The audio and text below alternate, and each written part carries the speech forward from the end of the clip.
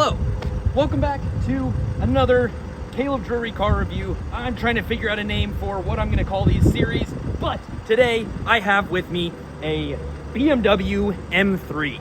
This is not the competition model, but there's a secret surprise inside that you can't get on the competition model, and that's why I'm excited about this car.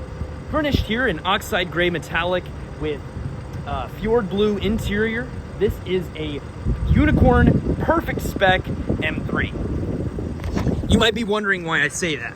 It's got a manual transmission, oxide gray metallic paint, the orbit gray two-tone wheels, and a beautiful shadow line spoiler here on the back end, just tying the whole entire rear of this vehicle together. This one does not have the carbon package. However, you don't even really need it because it comes with a nasty diffuser regardless.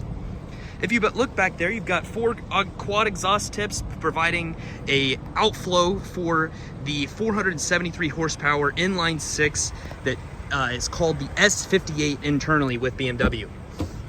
Again, there's that beautiful blue interior with the full leather wrapped around the dashboard. Definitely worth every penny. If you guys have an M3 that you're considering, definitely make sure that you get that option. It makes it so much more premium. And you get these little contrast stitching lines that run along the top of the door here. And this is leather instead of being a synthetic kind of almost leather material. If you're gonna spend the money on the car, just spend the extra $2,500 and get all the cool stuff. This one does have the carbon bucket seats, which have some really neat features that I'm gonna show you about here in a minute. Back seat is completely usable because after all, this is an M3. I am 5'8" and I moved that seat forward really close. So there is a ton of room back here for a normal size person, but you can almost fit an entire football field between my knees and the back of that chair. These carbon seats, I want to show you the cool stuff about those. So this part here actually can be removed, so you can mount a 3-point harness into this thing already, and you've got the little cutouts in the seat, so you don't have to mess with any of that. And then this comes out to accommodate extra space for a racing helmet or that sort of thing if you're into that.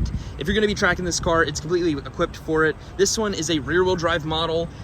You cannot get a manual transmission with the all-wheel drive model, but this one, you know, this thing is just awesome.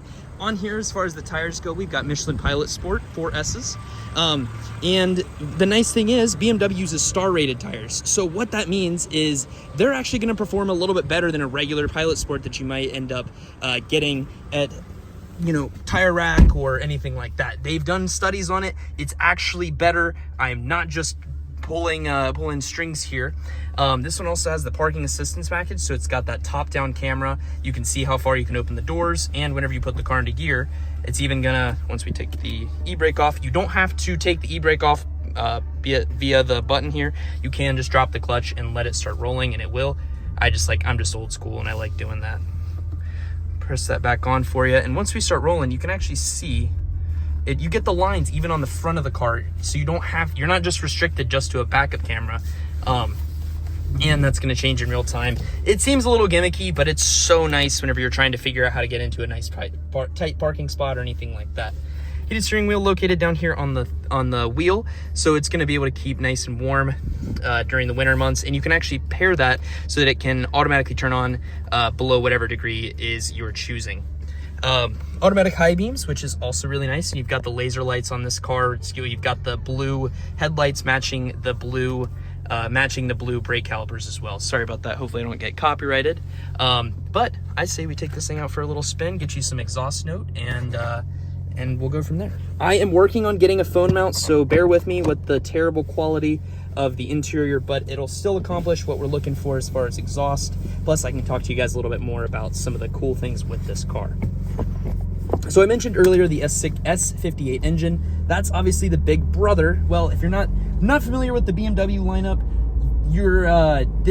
that's the big brother to the B58, which is a legendary inline 6 that came out in 2016 whenever BMW decided to get rid of and retire the N55, our previous twin power turbo, not true twin turbo, 6-cylinder. Main difference between this car and the B58 is the B58 uses a single twin scroll turbo where it just has 2 little impellers inside of there. That's what the twin scroll means. And this has a true twin turbo setup, which means you can make sounds like this.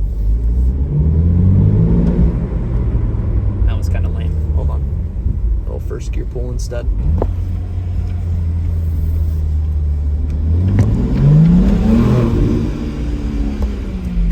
It sounds okay. It sounds pretty good. And you can get... All right, so that was kind of a terrible pull. We're gonna redo that in a better format, and I have a camera assistant now too. All right.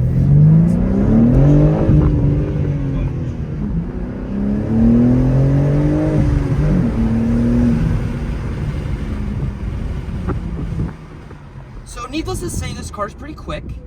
It's got a twin turbocharged S68, and it can also automatically perform downshifts, which makes the car really, really smooth to drive as a daily driver, or to be driven aggressively and to not beat the crap out of the car the entire time too.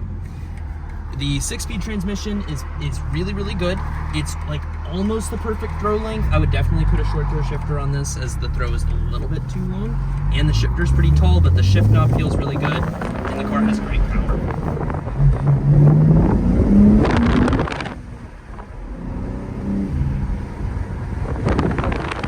As far as turn-in and handling goes, the car does handle really, really well.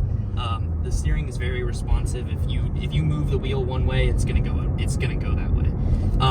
The other nice thing that we're not going to be doing today is this car does have the ability to do an M-Drift analyzer, especially being rear-wheel drive and a manual transmission. I could see this being a really, really good drift car platform if you wanted to start doing a build or anything like that, because you'd be able to have a really good clutch that's not too heavy and just a great responsive steering wheel. It's a fantastic car. There's a reason that you're probably tired of hearing about it. Plus, you can make them look like this. You've got the beautiful interior, and just even these carbon bucket seats. If you're not a huge person, they're not that uncomfortable either. And you've got great bolsters. It's just a fantastic car. Thank you for watching. The last thing that I forgot to mention about that car is it is pre-LCI. So what's really cool about the 2022 is that you've got the separate screens instead of the single continuous iDrive 8 screen. The iDrive 8 screen does so many more things than iDrive 7. But whenever you're looking for a driver's car, especially a manual transmission, that is a unicorn spec. It's the perfect vehicle. It is available for sale at this dealership. It is where I work, but this channel is not about selling cars. It's just about appreciating them, talking about them, and enjoying them. But without further ado, guys, thank you so much for watching. I'll see you next time. Deuces.